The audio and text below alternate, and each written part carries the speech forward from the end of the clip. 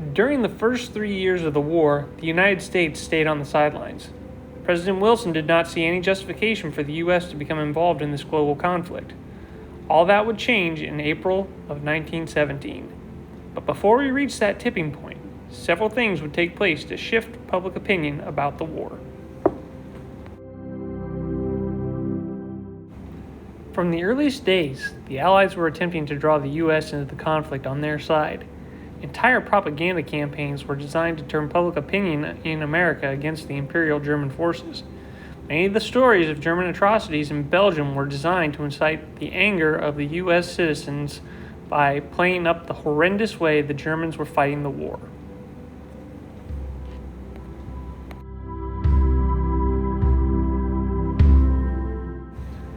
The Allies were not alone in their attempts to manipulate public opinion in the United States. The Germans attempted to keep the Americans out of the war with a pamphlet entitled The Archives of Reason. This piece of propaganda was designed to let the American population know what they would be getting into by joining the war. It suggested that if civilians wanted to know what it was like to fight in the trenches, they should dig a trench shoulder high in their garden, fill it half full of water, and get into it. Remain there for 2 to 3 days on an empty stomach. Furthermore, hire a lunatic to shoot at you with revolvers and machine guns at close range. This arrangement is quite equal to a war and will cost your country very much less.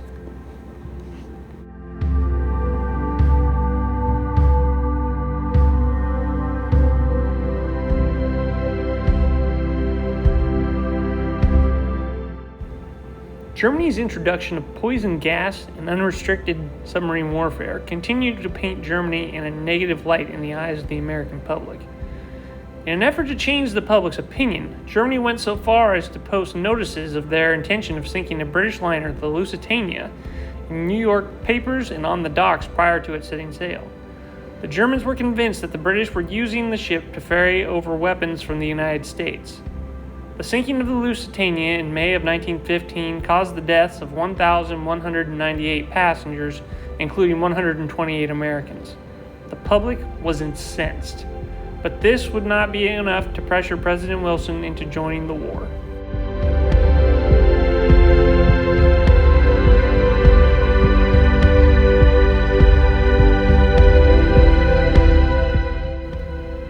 The final straw for the United States was to come in 1917 through a massive German diplomatic blunder and a major intelligence coup for Great Britain. In January of 1917, Arthur Zimmermann, the German Foreign Secretary, reached out to the German ambassador in Mexico. In a now infamous telegram, Zimmermann outlined a plan to make Mexico ally with the Germans should the U.S. enter the war. During this time, relations between the U.S. and Mexico were strained due to a series of raids by Pancho Villa on the southwest border.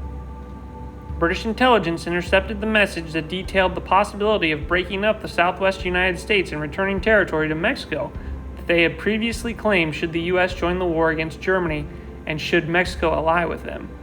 The British patiently waited for an opportune moment to share it with the U.S. Once the telegram was revealed to the American public, the people's sentiment shifted towards war.